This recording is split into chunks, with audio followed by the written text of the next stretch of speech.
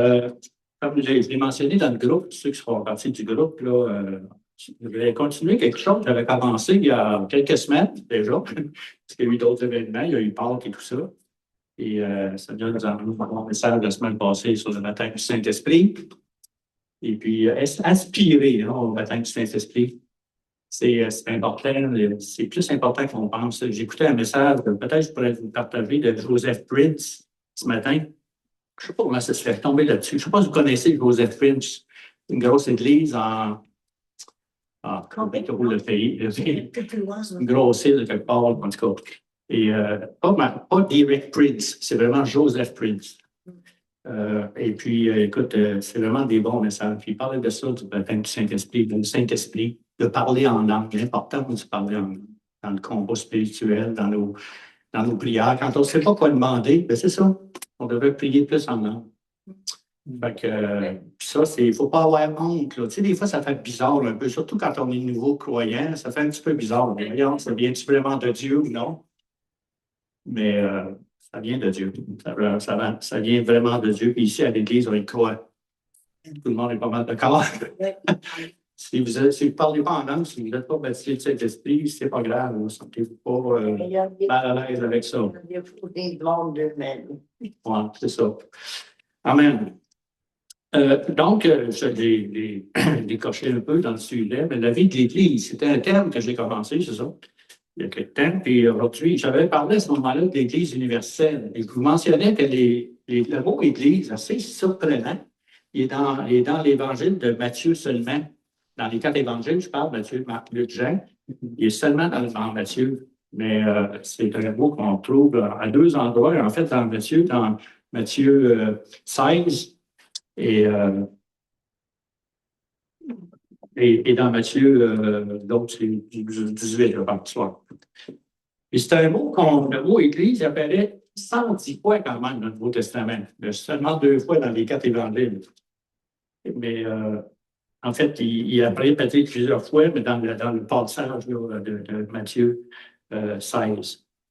Et je vous avais mentionné, en tout cas pour ceux qui n'étaient pas là, je vous avais mentionné qu'environ 20 fois, il s'agit de l'Église universelle. Quand Jésus a dit dans Matthieu 16, et à partir des versets 13 à 18, mais je vais lire juste, je pense que c'est le dernier verset, 18. Tu es Pierre, il parlait à Pierre, Pierre, c'est disciple, et sur ce rocher, je bâtirai mon église. C'est pas sur Pierre, on parle de sur un roc, sur le rocher. C'est pas le même mot grec, hein. Il y a Pétros, puis il y a Pétra. Et sur ce Pétra, je bâtirai mon église. Et le mot église ici, c'est vraiment l'église universelle. C'est son église à travers le monde. C'est les croyants. Une église, en fait, c'est un ensemble de croyants. Tu sais, des fois, on dit, on va à l'église ce matin. En fait, on est l'Église, on fait partie de l'Église, on ne va pas à l'Église. L'Église se réunit dans un endroit qui s'appelle le chalet Soleil Levant. C'est ça, en fait, qu'on devrait s'habituer. Tu sais, souvent, on dit on va à l'Église. Tu sais, en fond, on est tous des croyants, puis on veut, on s'en va au Soleil Levant, au chalet Soleil Levant, pour être ensemble, justement. Fait que ça, c'était l'Église universelle. À peu près 20 fois que j'ai mentionné, puis j'ai des passages bibliques qu'on ne regarde pas nécessairement. Il y avait entre autres Matthieu 16, puis dans les Actes des Apôtres aussi, quand ça disait à un moment donné, l'Église est en paix. L'Église, de façon générale, est en paix. Dans Éphésiens, c'est assez spécial, ce livre-là. C'est Paul aux Éphésiens, mais quand Paul il parle aux Éphésiens, il mentionne aussi et aux croyants dans la foi, quelque chose comme ça, si vous allez voir dans Éphésiens 1, là. Et puis, on dirait que c'est un épître qui s'adresse à toutes les églises, dans le fond. Ben, toutes les épîtres s'adressent aux églises, mais celui-là, on dirait que c'est plus particulièrement à toutes les églises, l'ensemble des églises. On peut prendre à la lettre ce qui se passe là, dans l'Éphésiens par rapport aux Corinthiens, par exemple, qui avaient des gens qui étaient repris à cause qu'ils vivaient dans le péché, des choses comme ça, qui étaient nommés ici. Il y a Éphésiens 4.11, qui est bien connu aussi. Il a donné à l'Église des apôtres, des prophètes, des évangélistes, des pasteurs et docteurs. Docteurs ou enseignants. Docteur, c'est nous autres, c'est d'autres choses, là. Mais c'est plutôt le mot enseignant ici. Il y en a qui ont des doctorats. Tu as un doctorat, toi, finalement? C'est pas fini. C'est pas fini. C'est correct. Mais c'est ça, c'est vraiment Ici, c'est vraiment le mot enseignant. Enseignant. Donc, les 5 ministères, on essaie-tu de les apprendre par cœur? Oui, regardez comment j'ai fait ça, apprendre ça par cœur. L'apôtre. L'apôtre, c'est le pouce. On va prendre cette main-là parce que l'alliance est importante ici. Le pouce, c'est l'apôtre. L'apôtre, souvent, c'est celui qui va établir des églises, comme l'apôtre Paul, qui est allé dans des différents endroits avec Stylas et tout ça, qui est allé établir des églises. Donc, lui, il touche aux autres ministères en même temps. C'est difficile de toucher aux autres ministères comme ça. Moi, tu peux mettre les mains comme ça. Mais l'apôtre, il touche aux autres ministères. Donc, l'apôtre, le prophète. Toi, j'ai une parole pour toi ce matin. Ça, c'est le prophète. Il va te faire venir en avant ou il va te parler en privé. Ça dépend si ça se dit publiquement ou en privé. Donc, c'est le prophète. Il pointe du doigt. L'évangéliste, c'est le doigt le plus long, normalement, dans notre main. Ça, c'est l'évangéliste, celui qui va évangéliser, qui a ça à cœur. Écoute, ça devient quasiment une maladie. Si on n'évangélise pas avec cette personne-là, on est quasiment dire hey, qu'est-ce que tu fais? Tu fais rien, puis tu es c'est des gens qui sont. C'est pas nécessairement toujours évident, les évangélistes. Le pasteur, prend soin des brebis, l'alliance, et l'enseignant. Il n'est pas nécessairement moins important, l'enseignant, il est même très important. Mais on voit qu'il y en a des hommes et des femmes de Dieu qui ont un ministère d'enseignement. Parce que ça, on parle des 5 ministères ici. Encore des bifurqués, mais c'est pas grave. C'est correct? Vous me permettez de bifurquer davantage? Donc, j'étais dans Éphésiens 4, c'était pour mentionner que ce passage-là, moi, je crois qu'il parlait ici de l'Église universelle. Encore, il a donné à l'Église. Hein? Les apôtres, prophètes, évangélistes, pasteurs et notables. Il y a d'autres passages bibliques, donc il y en a une vingtaine comme ça pour l'Église universelle. Puis aujourd'hui, il voudrait toucher à l'Église locale. L'Église universelle, c'est aussi comme une Église invisible. Il y a des croyants qui ne vont pas à nulle part non plus, qui font partie de l'Église universelle, mais qui ne vont pas dans des églises locales nécessairement. Mais ils font partie de l'Église universelle, c'est des croyants, c'est nos frères et sœurs dans le Seigneur.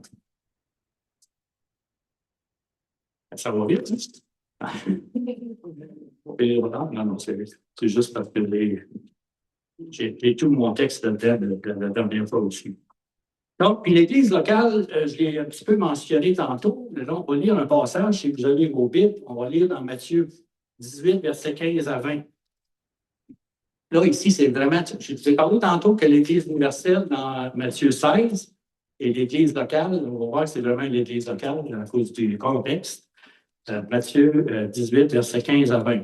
Si ton frère a péché, c'est drôle parce que c'est Jésus qui parle ici. Jésus, il n'y avait pas d'église encore. Ça n'existait pas encore les églises quand il dit ça. Là. Il dit un petit peu plus tôt, je bâtirai mon église, dans Matthieu 16. Ici, on est rendu, si ton frère a péché, va et reprends-le seul. S'il t'écoute, tu vas gagner ton frère. Mais s'il ne t'écoute pas, prends avec toi une ou deux personnes afin que toute l'affaire se règle sur la parole de 2 ou 3 témoins. Donc, on le reprend seul. On va voir la personne en question. On le reprend seul parce qu'on a vu qu'il y avait un péché dans sa vie, qu'il y a de la difficulté. On veut l'aider. C'est pour l'aider, c'est pas pour le juger et le condamner. Donc, s'il n'écoute pas, ben, tu prends l'affaire avec 2 ou 3 témoins. Ben, tout de suite, déjà, on voit que ça n'a pas rapport avec l'Église universelle. Là.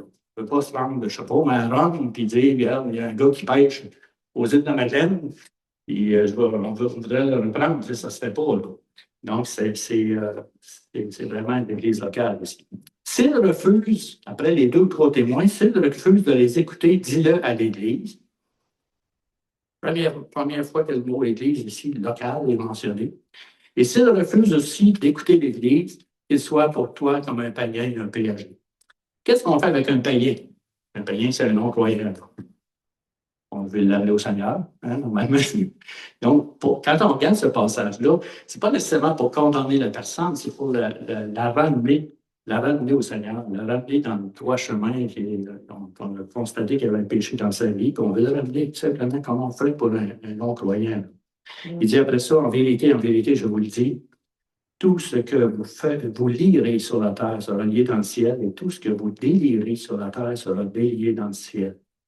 En vérité, je vous dis encore que si 2 d'entre vous s'accordent sur la terre pour demander quoi que ce soit, le mot accordé ici, c'est vraiment un mot qui vient du grec.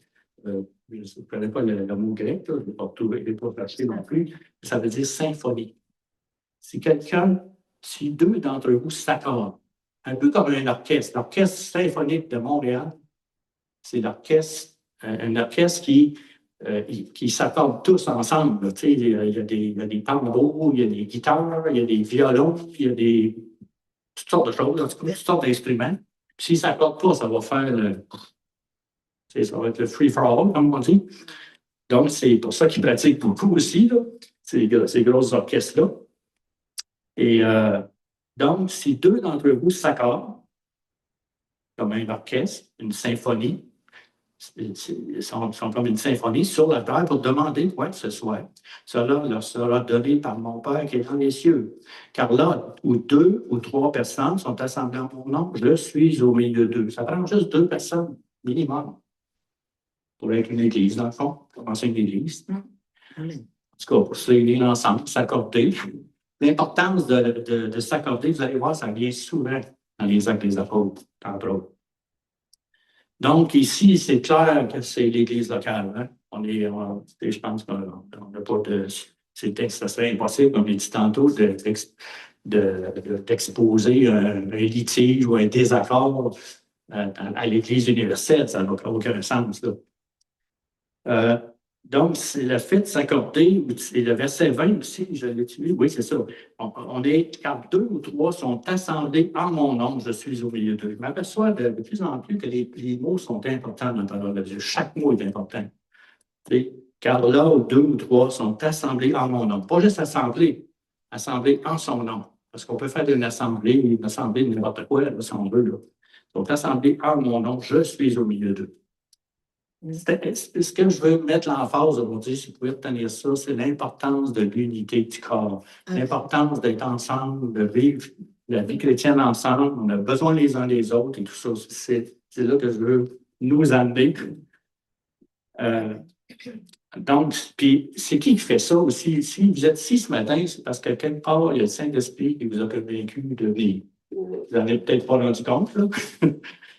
Mais si on est ici ce matin, c'est parce que le Saint-Esprit nous a rassemblés ensemble pour être à l'Église ici. Donc, le mot s'accorder, j'ai dit que c'était comme une symphonie, comme un orchestre. Ça signifie aussi être en harmonie, être de même accord. Ça, vous allez voir ça aussi souvent dans la parole, surtout dans les Actes des Apôtres. Ils étaient tous d'un même accord, tous d'accord. Donc, le mot accorder, on le voit ici encore, le mot symphonie. Bon, ce que j'ai découvert aussi en fouillant, en lisant des livres, comme ça, ici, des livres d'une passion de vision, des livres d'un bilan de santé, parce que l'école, c'est pas. Ça peut marcher un petit peu tout croche, là, mais c'est intéressant, ces livres-là. Ce que je constate, c'est que quand que Paul s'adressait aux églises, il s'adressait justement aux églises, pas nécessairement aux responsables de l'église. C'est sûr que les responsables font partie de l'église, qui ont des responsabilités, mais il s'adressait à l'église, aux églises. On va regarder quelques exemples. Vous avez vos Bibles, vous pouvez tourner, par exemple, dans Acte 1. C'est toujours à peu près au début on va voir dans tous les livres, on va vous donner juste quelques exemples, mais vous allez voir dans tous les livres de Paul, les écrits de Paul, par exemple. Il y en a d'autres écrits, mais vous allez voir quand il s'adresse, Galates 1, verset 1, ça dit Paul. C'est Galate, c'est Galate. Excuse-moi, j'ai dit peut-être Acte, c'est Galate, c'est vraiment Galate. Galate, ah, oui. Ouais, Galate. Ouais, peut-être Acte. Galate, ouais. Galate. Galate. 1, à partir du verset 1. C'est 1. Ça dit Paul, apôtre, non de la part des hommes, ni par un homme, mais par Jésus-Christ. Et Dieu le Père, qui l'a ressuscité des morts. Vous avez remarqué ici, les trois sont là. Ici, ben, il y a un petit peu plus loin, peut-être, on va parler aussi du Saint-Esprit, mais c'est Jésus-Christ, c'est Dieu le Père qui l'a ressuscité des morts. Et tous les frères qui sont avec moi aux églises, là, il s'adresse aux églises de la Galatie. Il paraît qu'il y en avait plusieurs en Galatie, aux églises. Il ne dit pas aux responsables de ces églises-là, c'est vraiment, ça s'adresse pas aux églises. Il dit au verset 6, « Je m'étonne que vous vous détourniez si promptement de celui qui vous a appelé par la grâce de Christ pour passer à un autre évangile. » Hein? Connaissez un peu l'histoire des Galates. Les Galatiens. C'est Galatiens, en tout cas. De ceux des gens de Galatie. Ils se sont, à un moment donné, détournés, commencé à mettre des lois à travers leur Église, leurs églises. Donc, ici, vous voyez clairement aux églises de la Galatie. 1 Corinthiens 1. Peut-être pas obligé de tourner, je vais le lire. Là. À partir du verset 1. C'est souvent comme ça. C'est Paul fait ses salutations au début, parfois à la fin. Ce qu'il dit ici encore, Paul, appelé à être un apôtre de Jésus-Christ par la volonté de Dieu, et le frère Sostène, il était avec Sostène, une personne qui s'appelle comme ça, à l'Église de Dieu qui est à Corinthe. C'est assez, ça m'a comme montrer comment l'importance de l'Église, l'importance les uns des autres. Tu sais, c'est pas une question de pasteur en avant, puis des choses comme ça. D'ailleurs, je n'ai pas nécessairement l'éloquence d'un prédicateur, d'un grand prédicateur qui va prêcher avec puissance, puis les gens vont se ramasser à terre, puis il va y avoir des choses, des guérisons, des miracles, puis on en veut de ça, c'est sûr. Mais, tu sais, on n'a pas nécessairement toute la même personnalité. C'est une personnalité différente de d'autres, puis d'autres vont prêcher autrement. Mais ce que je veux dire, c'est qu'il s'adresse ici à l'Église. Puis les uns les autres, on le voit aussi, on va le voir, c'est important. Toujours dans 1 Corinthiens, si vous êtes là déjà, vous pouvez aller au chapitre 5. Ah. Mais en tout cas, on peut en parler, mais ça revient un peu à ce que Jésus a mentionné dans Matthieu 18 aussi. Là. On entend généralement dire qu'il y a parmi vous de l'impudicité, une impudicité telle qu'elle ne se rencontre même pas chez les païens. Fait que tu fais du loin, là, les Corinthiens. C'est au point que l'un de vous a la femme de son père. Donc, on entend dire qu'il y a parmi vous de l'impudicité, parmi l'Église de l'impudicité. C'était pour vous montrer un peu comment Paul, vous regarderez dans tous les autres livres que Paul s'est adressé aux églises, il s'adresse seulement aux églises, et pas nécessairement toujours aux responsables de ces églises. Ils sont visés, ils ont juste des rôles différents. Dans le fond, il y a des rôles différents. Quelqu'un a dit, lorsque tous les membres fonctionnent ensemble, le corps grandit naturellement. Moi, je me souviens qu'on a vécu des choses, des fois ici, on s'aperçoit que quand on est vraiment en unité, là, je sais pas si vous avez rendu compte de ça, on a des temps de louange et puis des temps merveilleux dans la présence du Seigneur. On est en unité, on aime le Seigneur, on s'aime les uns les autres. Tu sais, l'importance, c'est très, très important, l'unité dans le corps de Christ. Je n'entends pas beaucoup d'amen, mais ça, en tout cas. Oui, Amen. Il dit, quelqu'un a dit aussi, l'unité et la bonne marche du corps dépendent fondamentalement de deux choses. Ça, vous pouvez les noter si vous voulez. Okay? L'unité et la bonne marche du corps dépendent de deux choses. D'abord, notre relation personnelle avec Christ. Ils ne sont pas super avec le Seigneur chez vous, tout seul, là, quelque part. Puis passer du temps avec le Seigneur, c'est oui, la prière, mais c'est aussi la lecture de la parole, c'est méditer ce que Dieu nous dit, puis Saint-Esprit parle aujourd'hui, puis je veux te donner ma vie, puis c'est ça. Tu sais, c'est passer du temps comme ça. On a du bon temps aussi ensemble. Donc, relation personnelle avec Christ et avec les autres, dans le fond, on a dû rajouter ça. Ça, c'est la première chose. Notre relation personnelle avec Christ et avec les autres. Vous avez remarqué que Jésus prenait souvent les repas avec ses disciples. C'est tout tourné autour de la table. Des fois, quand on a des temps, on a commencé ça, dans un petit groupe qu'on a, là, de prière. On a commencé ça. Puis je pense que c'est Louis qui nous a donné cette idée-là, la première. Tu pourquoi qu'on ne mangera pas ensemble, qu'on ne fera pas un 5 à 7? Oui, pourquoi pas? Fait qu'on mange ensemble, puis on a du bon temps ensemble, on peut jaser, puis tout ça. Puis après ça, on a un temps de prière, un temps de louange ensemble, puis c'est vraiment magnifique la façon que la vie. OK, là, c'est la première chose. Et puis la deuxième, c'est notre attitude générale de paix et d'amour. Donc, relation personnelle avec Christ et avec les autres, puis notre attitude générale de paix et d'amour. Rick Warren, dans son livre Ici, à page 77, c'est l'Église. Il y a un livre qui s'appelle Une passion de vision. Le premier, c'est Une vie, une passion de vision. Ça, c'est l'Église. 77. C'est un livre que j'avais lu il y a longtemps. Il parle ici de la manière de diriger une Église, la manière que l'Église devrait être, parce que lui, il parle d'objectifs clairs aussi dans une Église. C'est quoi qu'on croit? On est en train de travailler là-dessus, justement, avec Gino et Sonia, et c'est moi.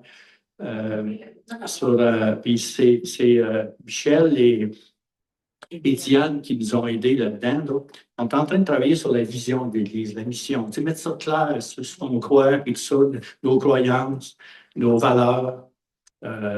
C'est du travail, ça. Michel, ils ont dit que ça a pris 3 ans à l'Église de travailler là-dessus. Mais il faut être à l'écoute du Saint-Esprit. On ne veut pas essayer n'importe quoi et dire, ah, ça marche là, puis on peut faire la même chose ici. On veut que le Seigneur nous parle spécifiquement pour les gens des îles de Madeleine, pour les îles de Madeleine, entre autres. Et merci de prier pour nous autres, parce qu'on est dans des moments de réflexion. On va essayer de se rencontrer le plus souvent possible. Puis tout le monde est un peu coincé dans le temps aussi avec les engagements déjà. Peut-être moins Cécile et moi, parce qu'on est à la retraite. Là. Mais ici, il dit, de Rick Warren, il dit, j'ai aussi retenu 2 leçons importantes sur la manière de diriger. Il parlait de diriger l'Église. Premièrement, vous ne pouvez pas laisser les grincheux établir l'agenda pour l'Église. Oui, c'est vrai. Amen. Des fois, il y a des gens qui viennent, puis ils ne se sentent pas bien ici, mais tu sais, dans le fond, On fait tous les petits caprices de tout le monde. Oui, c'est ça. Et puis, il est assez direct là-dessus. Il dit, regarde, il faut les rencontrer, puis qu'est-ce qu'il va pour, puis tout ça. Là, tu sais, à un moment donné, il faut aller voir aussi. Il dit, malheureusement, plus une Église est petite, et c'est notre cas, plus de membres, le plus négatif a de l'influence. Je me souviens, c'est arrivé ici, on est dans un temps de louange, puis il y a quelqu'un qui rentre.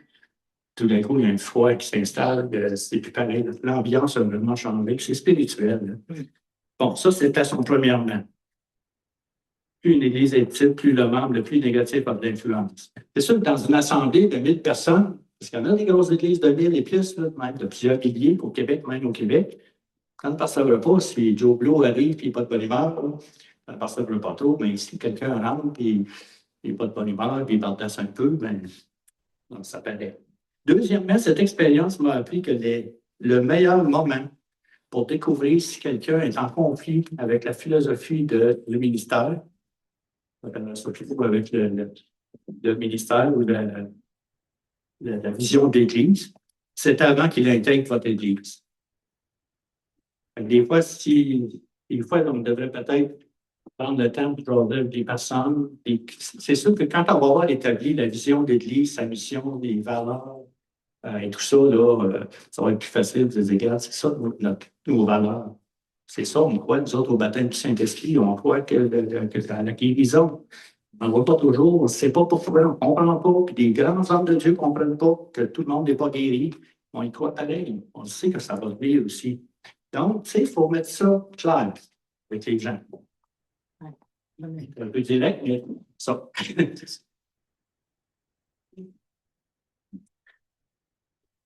Et finalement, nous sommes tous responsables de ce que devient notre assemblée, pas seulement le pasteur et les autres dirigeants. On est tous responsables, dans le sens de les uns les autres, là, on est redevables et on a tout simplement des rôles différents. Ça, c'est des choses qu'on travaille là-dessus aussi. Tu sais, on a tout simplement des rôles différents. Donc, vous avez un rôle vers l'Église aussi. Puis Dieu veut faire des choses merveilleuses. Oui, on a tous un rôle. Tu n'as pas juste ça, à un moment donné, tu vas faire d'autres choses. Tu vas imposer les mains sur les malades vont me guérir. Amen. Amen. Si on regarde un bel exemple d'une église, je n'ai déjà parlé ici il y a plusieurs mois, Acte 13, l'église de Antioche. Si vous avez une Bible, ça vaut la peine de tourner dans Acte 13. Une belle église, là, vraiment, vous voyez comment le Saint-Esprit, parce que c'est une église dirigée par le Saint-Esprit, c'est ce qu'on veut. Voulez-vous ça, une église dirigée par le Saint-Esprit? Oui. Pas par Pierre, Jean-Jacques, François, etc. c'est l'Église dirigée par le Saint-Esprit. Acte 13, à partir du verset 1. En passant, on dit souvent les actes des apôtres, mais moi, je trouve que c'est plutôt les actes du Saint-Esprit, à travers les apôtres, à travers ses disciples. On continue les actes, hein, c'est pas fini. On fait partie des actes des apôtres ou des actes du Saint-Esprit, plutôt. Je vais dire ça de même. Acte 13, il y avait dans l'Église d'Antioche des prophètes et des docteurs. On a parlé des 5 ministères et des enseignants. Des prophètes et des docteurs. Donc, dans celle-là, l'Église, là, il y a un prophète et un enseignant. Ils ont des enseignants et des prophètes. Je ne sais pas pourquoi ils disent ça, mais il semblerait que les autres ministères étaient peut-être moins présents. Puis là, les normes, Barnabas, Siméon, puis les Niger, ça c'est un noir en passant. Lucius de Cyrène, ça se peut que ce soit un noir aussi, je n'étais pas certain. Manaen, qui avait été élevé avec Hérode le Tétrarque, et Saul. Saul, c'est l'apôtre Paul. Au verset 2, pendant qu'il servait le Seigneur, quand on sert le Seigneur, à un moment donné, ça se peut que le Saint-Esprit nous parle et dise, regarde, et qu'il jeûnait en passant aussi. Dans leur ministère, et qu'il jeûnait, le Saint-Esprit dit. Donc, des fois, on peut être en réunion quelque part, on est ensemble, on mange ensemble, on est en train de servir le Seigneur, on passe du temps ensemble, puis là, le Seigneur peut nous parler, puis le Saint-Esprit peut nous parler. Il dit, mettez-moi à part, comme ça a été dit ici, Barnabas et Saul pour l'œuvre à laquelle je les ai appelés. Au verset 3, alors, après avoir jeûné et prié, ils leur imposèrent les mains et les laissèrent partir. C'est pas dit, c'est quelle place qui s'en allait. C'est Paul qui l'a découvert plus tard, là. À quelle place qu'on va aller. C'est un peu comme Abraham, quand Dieu il a dit, ramasse tes affaires, tu t'en vas. Ouais, mais on en va où? Je vais te le montrer dans ces lieux. Bon, qu'est-ce qu'il faisait justement? Qu'est-ce qu'on vient de voir dans ce texte-là? Des points quand même importants. Il était en communion avec le Seigneur, donc il servait le Seigneur dans le ministère, il jeûnait, cherchait la face de Dieu sûrement. Et puis, on est en train de faire ça. Moi, je trouve, Michel, je ne sais pas si j'en ai parlé ici, Michel et Diane, entre autres, quand ils sont venus dans notre réunion de prière qu'on fait le mercredi, à un moment donné, ils nous ont dit, je ne sais pas si vous étiez là, ce fois-là, peut-être pas. Ils m'ont dit, ils n'avaient jamais vu ça, l'intensité, le désir qu'on a dans notre groupe, dans ce groupe-là, de voir les gens être sauvés. Il dit, j'entends toutes sortes de prières quand ils vont en prier ensemble, mais il dit ça, vous avez vraiment ça à cœur, voir les gens diviser de la Madeleine des gros seigneurs. C'est comme pas une passion, on appelle ça pas un mandat non plus, là, je sais pas trouver le mot. C'est un point fort. Ouais. C'est quelque chose que Dieu Oui, comme ça, je appelle ça. C'était comment? Une mission, oui, c'est bon. C'est comme on a tellement cette intensité-là, je pense qu'on l'a tous, même ceux qui ne viennent pas les mercredis nécessairement, parce qu'on appelle, ne sentez pas coupable, là, c'est parce qu'on vit des choses on dirait que il fallait que ça vienne d'eux autres, il fallait qu'ils nous le disent à un moment donné pour qu'on le réalise. Ah oui, on a dit à cœur tant que ça, les gens désirent. Ben oui, ça paraît dans vos prières, vous avez une intensité, un désir de voir les gens sauvés, tout ça. J'ai rarement vu ça. Moi, ça m'a encouragé, on va continuer. Parce qu'un éveil, là, ça commence toujours par ça, par des personnes qui veulent vraiment suivre, servir le Seigneur, et être au fait de tout ce que Dieu veut faire ici aux îles de la Madeleine, par exemple.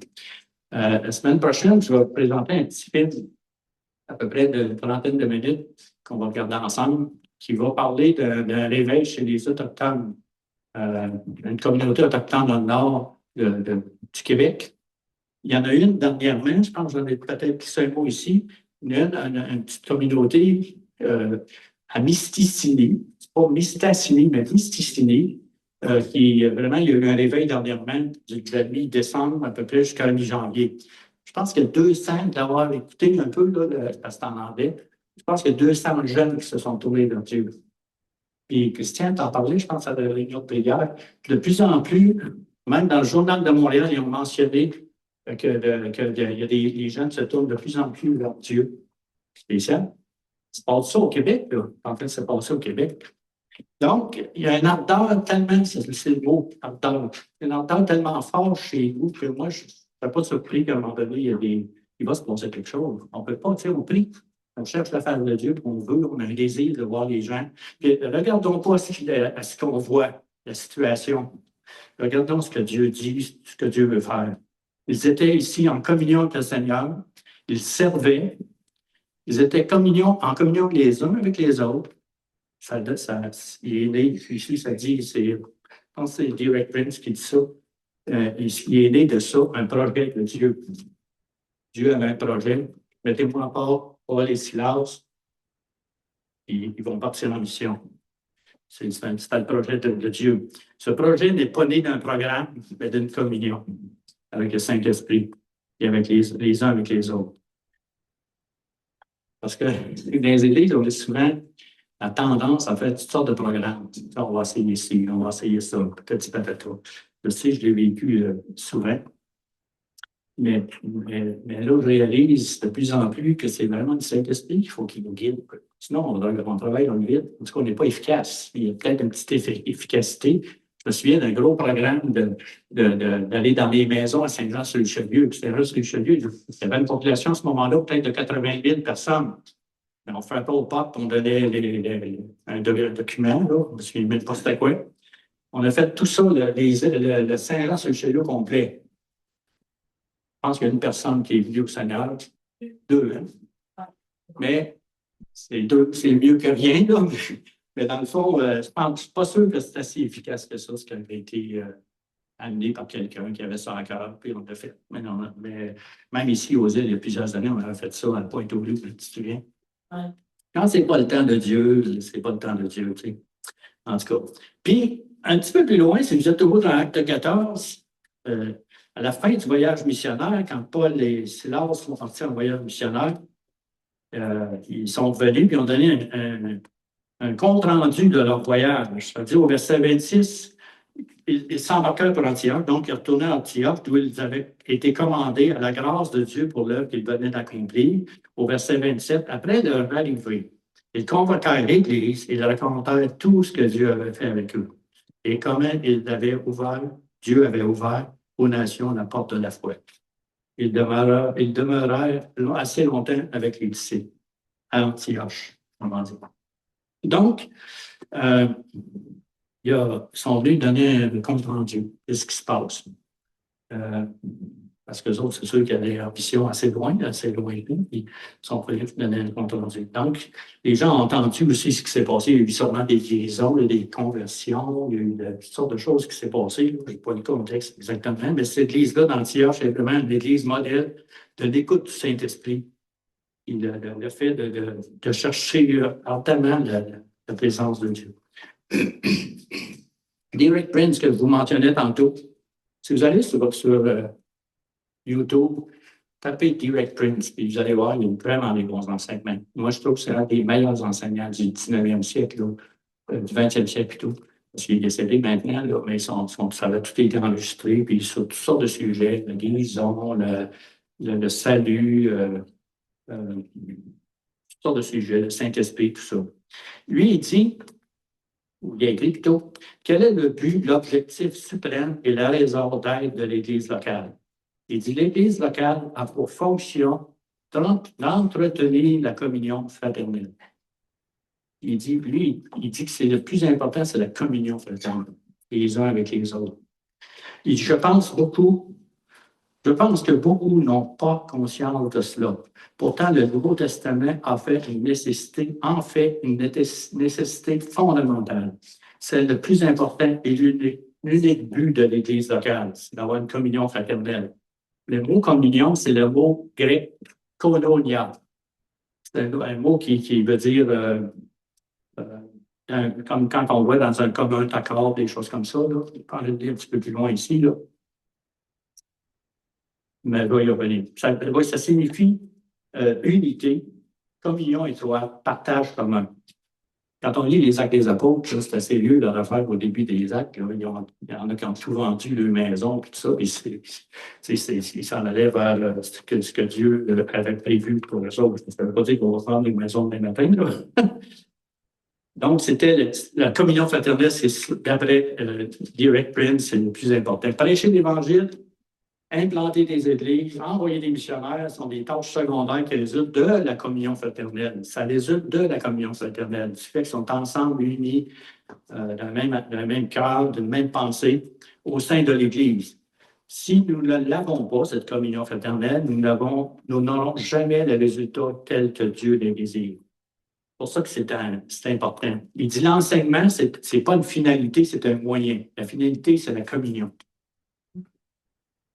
L'enseignement, c'est pas ça qui est le plus important ici à l'Église. Le plus important, c'est la communion fraternelle. La communion avec Dieu aussi, évidemment, avec le Saint-Esprit. Dieu est ici, là, avec nous. Et quand le peuple de Dieu se réunit dans la communion fraternelle, alors quelque chose de puissant a lieu. Quand nous sommes, c'est trop beau dire le prince, là. Quand nous sommes ensemble, nous ne nous réunissons pas pour construire un programme. C'est plutôt pour jouir de Jésus-Christ, l'adorer, partager ensemble. Et à partir de cette adoration et de ce partage, le Saint-Esprit produira quelque chose de puissant. Puis l'Église, elle est née à la Pentecôte. Hein? On a parlé la dernière fois, je pense qu'on avait parlé dans Acte 1, verset 14. La Pentecôte, c'est 50 jours après la résurrection de Jésus. Jésus a quitté 40 jours, il a resté 40 jours après sa résurrection avec les disciples. À un moment donné, il est parti. On voit ça dans les actes, on va le voir tantôt. Et 10 jours plus tard, il a reçu le Saint-Esprit qui est descendu pendant qu'il était, la Bible dit 120, en tout cas au moins 120 personnes réunies ensemble. Le Saint-Esprit est descendu, puis on se sont mis à parler en d'autres langues. C'était quelque chose qui était promis depuis l'Ancien Testament, depuis l'Épîtique et même avant. C'est des choses qui étaient promis, ça. Dans Acte 1, 14, ça dit tous d'un commun accord. Hein? D'un commun accord. Donc, c'est ici, c'est la communion fraternelle, c'est le partage commun, un commun accord.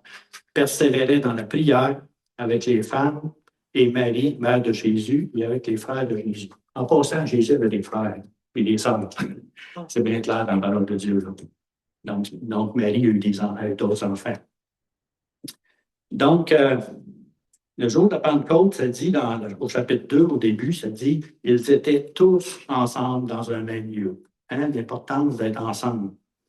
Derek Prince mentionne que la communion fraternelle demande premièrement un engagement, deuxièmement de la soumission. Puis la soumission, ce n'est pas quelque chose de nécessairement négatif. On a une mission ensemble, on est sous la mission de Dieu, sous la mission du Saint-Esprit. Il dit la communion demande un engagement non pas simplement envers Dieu, mais les uns envers les autres. Si vous avez appris à parler dans ma vie, je vous invite, vous pouvez le faire. Là. En tout cas, moi, je suis réceptif. Là, qui serait peut-être moi. Il faut faire attention aussi. Il faut dire les choses avec amour. Tu sais, en tout cas, de toute façon, on est habitué, c'est moi, de se faire reprendre de temps en temps. Là. Il dit, nous devons nous soumettre les uns aux autres. Puis le verset clé, parce qu'il y a un verset là-dessus, c'est Éphésiens 5, 21, si vous voulez juste le prendre en note, pas besoin de tourner. Là.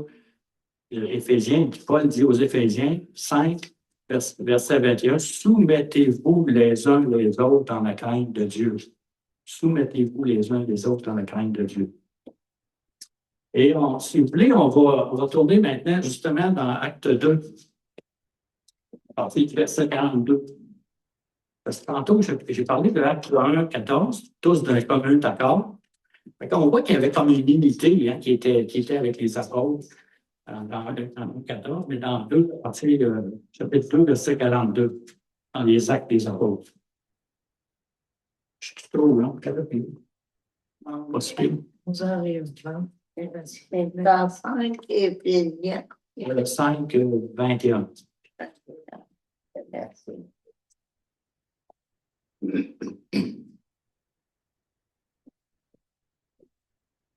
Je l'ai vu la semaine passée, ça c'était-tu, le Seigneur, ouais, c'est passé là. En fait, j'ai vu quand ils ont reçu le Saint-Esprit, un grand bruit souverain, ça se trouve au verset 2. Mais on va commencer à partir du verset 42.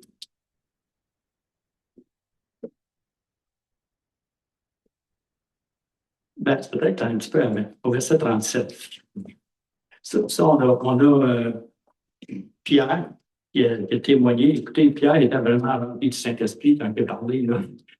Puis c'était assez direct, puis il référait à l'Ancien Testament, tu sais, comme quoi Jésus, c'était déjà prévu qu'il allait venir, puis il y a plusieurs passages bibliques qui référaient dans Joël, par exemple, Joël 3, dans les psaumes, psaume 16 et d'autres psaumes.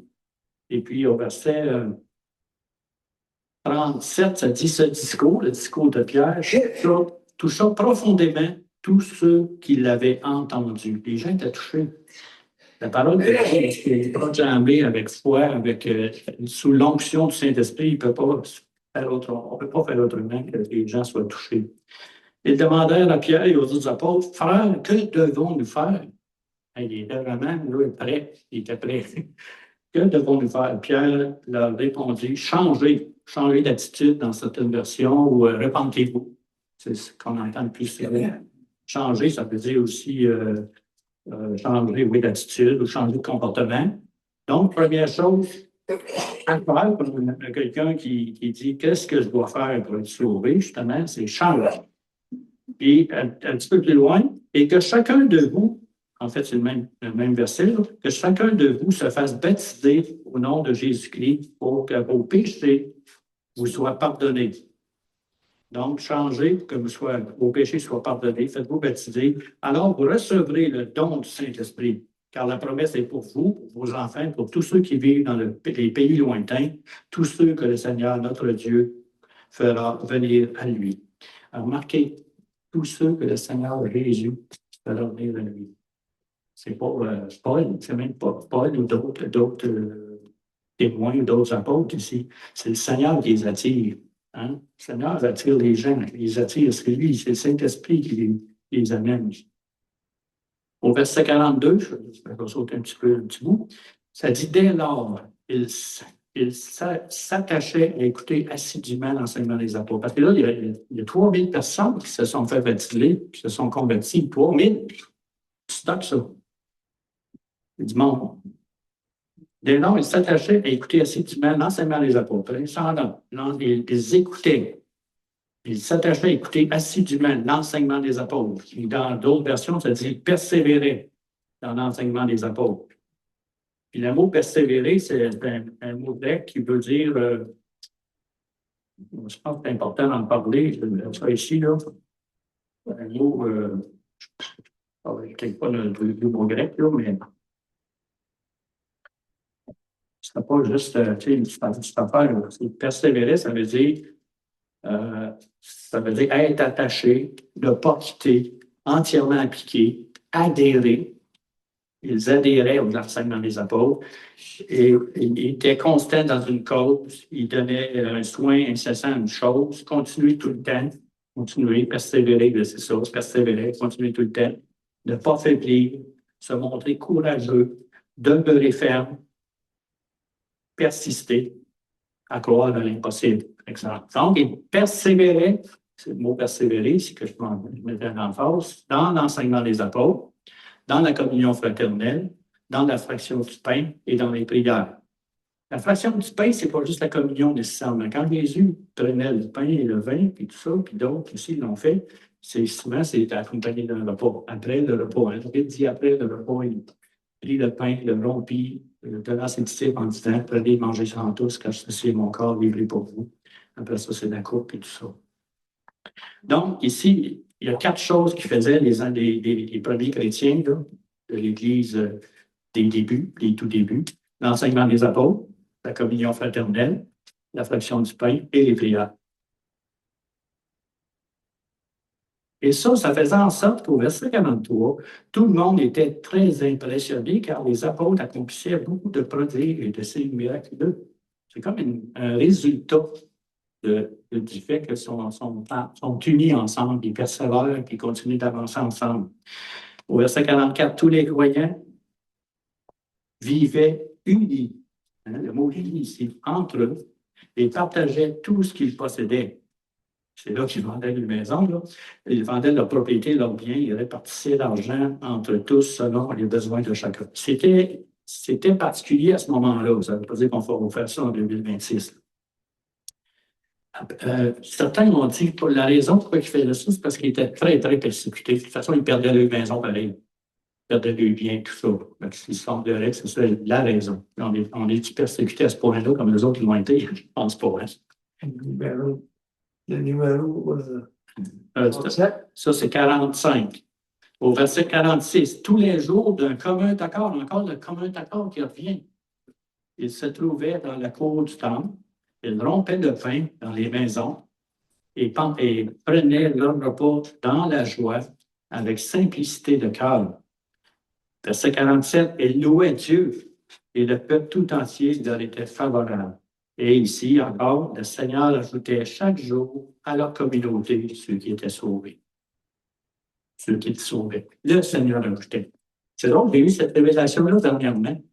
Parce que des fois, on peut se péter les bretelles un peu, puis je fais de l'évangélisation, je mets des gens au Seigneur, c'est qui les amène au Seigneur? C'est le Seigneur lui-même qui les amène, lui.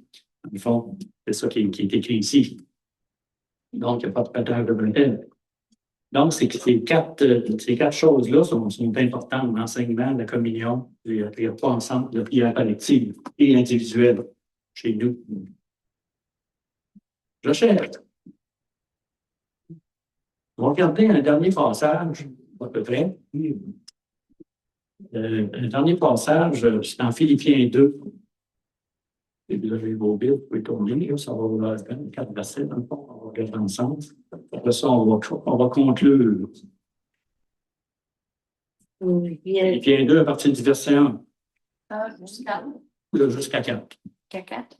Je vais aller dans la version sauvage ici, c'est ça que j'ai ici, là.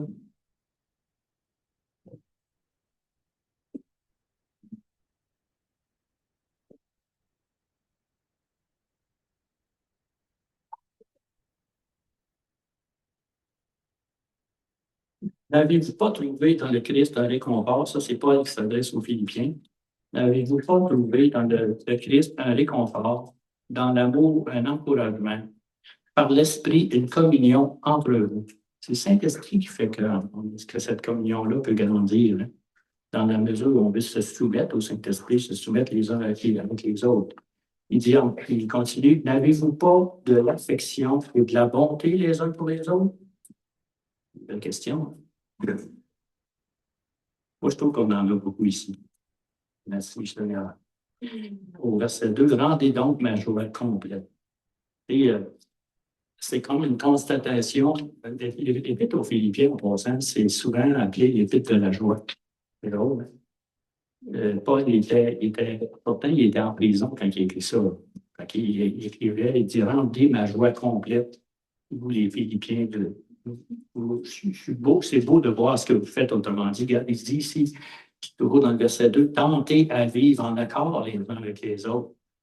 Et un petit tenter, ça veut dire qu'un petit effort, ouais. Comme dans d'autres passages. Des fois, ça dit faites tous vos efforts pour voir votre foi, la patience, l'amour, blablabla.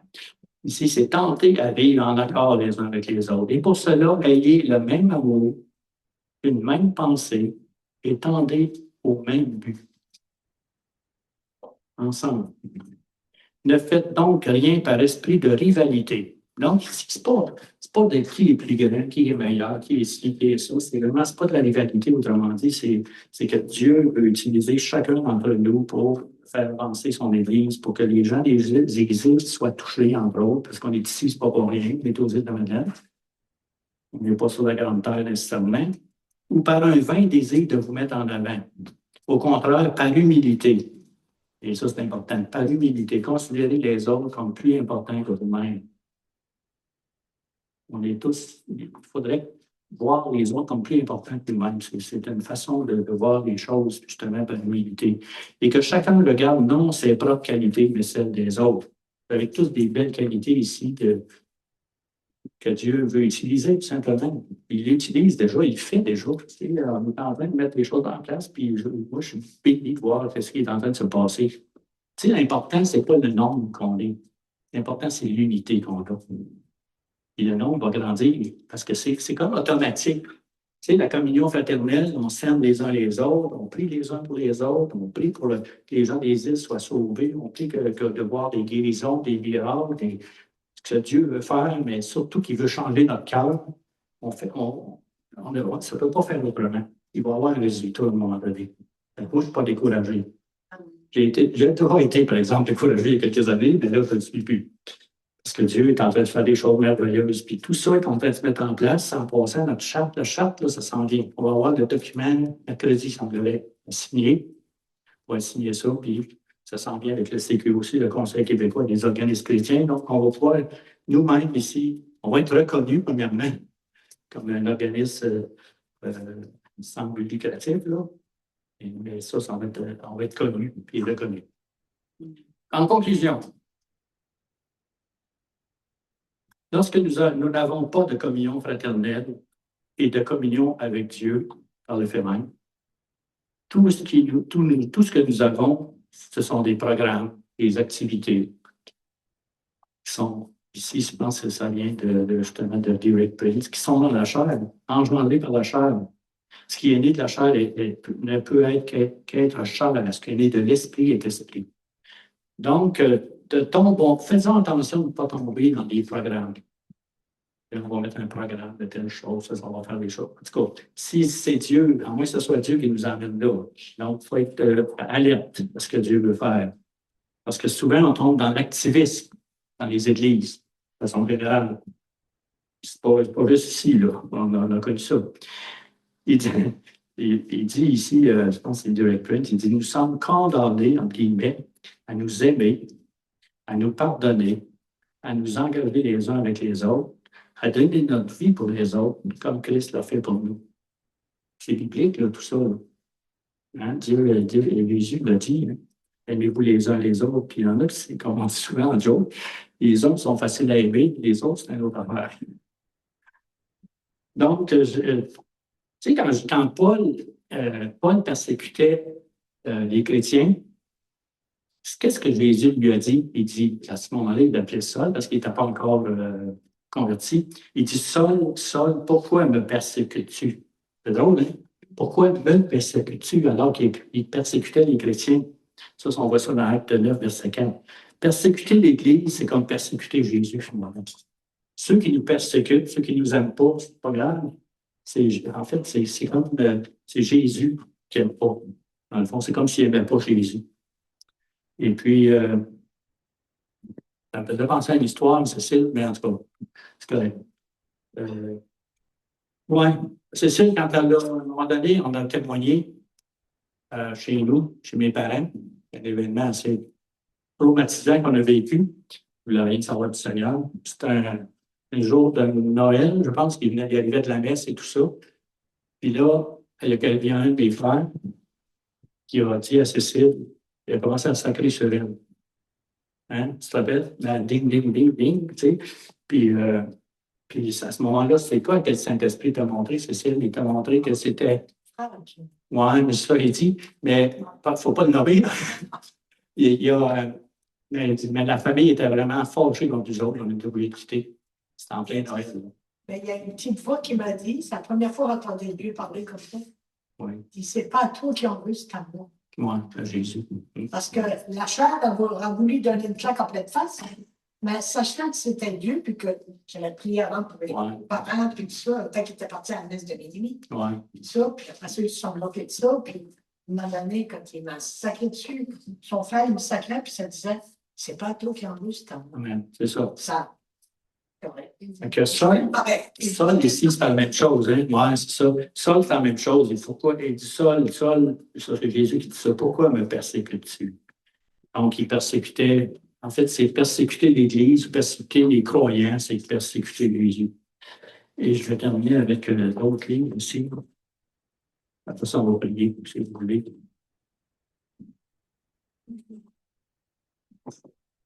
En voiture, ça a-tu de l'allure, ce que je dis?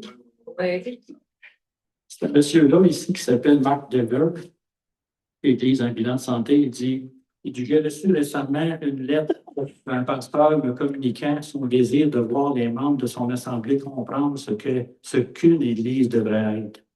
En toute humilité, cet homme veut que son assemblée l'aide à rendre des comptes, tandis qu'il les fait cheminer vers la grâce et la piété. Le pasteur comprend bien le modèle du Nouveau Testament. Il sait qu'un jour, Dieu lui demandera des comptes sur la façon dont il a pris soin de sa communauté. De plus, en tant que berger fidèle, il désire que chaque brebis de son troupeau sache qu'un jour, elle rendra, chaque brebis de son troupeau rendra aussi des comptes sur la manière dont elle aura aimé Christ et les autres chrétiens. Il dit, Dieu demandera à chaque membre du corps, t'es-tu réjoui avec ceux qui se réjouissaient? As-tu pleuré avec ceux qui pleuraient? As-tu traité les membres les plus faibles comme étant indispensables et ceux qui sont estimés les moins honorables avec une plus grande honneur? As-tu jugé digne d'un double honneur ceux qui te conduisent et t'enseignent? Ça, c'est des références ici dans 1 Corinthiens 12 ou 1 Timothée 5.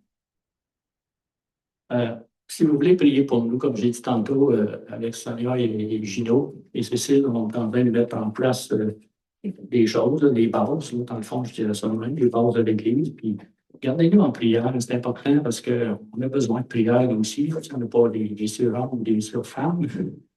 On a besoin des gens de l'Église, on a besoin des uns des autres. Puis nous aussi, on garde en prière. Puis la communion fraternelle, je voulais peut-être juste rajouter ça à la fin, là, ça nous permet de louer et d'adorer le Seigneur ensemble, de partager nos sujets de prière, parce qu'on vit des choses, des fois, que c'est bon de les partager. Il ne faut pas les garder nécessairement, des fois, on peut avoir honte un peu, ou bien je ne sais pas pourquoi, des fois, qu'on ne veut pas le dire, là. De s'encourager mutuellement, d'apprendre ensemble, de prier ensemble, de manger, de s'amuser ensemble, de s'entraider d'une façon pratique. C'est ça aussi l'entraide. L'entraide communautaire, une forme de communauté d'église, ça je parle aussi, là. Puis de toute façon, il y a des bons organismes aussi communautaires aux îles. Là. Merci Seigneur pour ça. On va terminer par un petit temps de prière, s'il vous plaît. C'est correct?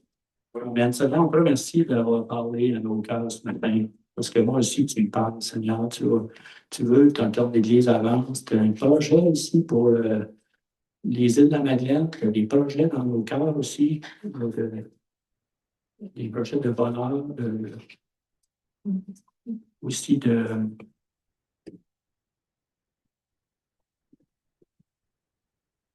paix, projet d'amour. Je te remercie pour l'Église ici, Seigneur. C'est toi qui l'as bâti, c'est toi qui l'as construit. On est des instruments de tes mains. On veut voir ta gloire resplendir, Seigneur. C'est un désir dans nos cœurs que tu vas placer dans nos cœurs, je pense, Seigneur. Puis on s'attend à des grandes choses de ta part, Seigneur.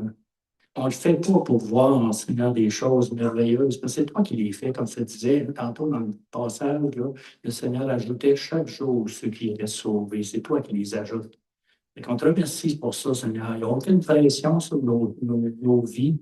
Sinon, Seigneur, c'est de chercher ta face encore plus, puis de continuer à avancer, à marcher avec toi, marcher à tes côtés, et tu marches à nos côtés, Seigneur. Je pense à cette image où il n'est pas dans le sable, où la personne vit des choses difficiles, puis à un moment donné, il y a deux traces de pas, puis là, ça devient une trace de pas, puis en réalité, c'est toi qui portais sur tes épaules cette personne, Seigneur. C'est ça la seule trace, l'unique trace qui peut rester, Seigneur. Merci que tu nous portes comme on voit souvent l'image d'un berger avec sa brebis qui est égarée ou qui est blessée.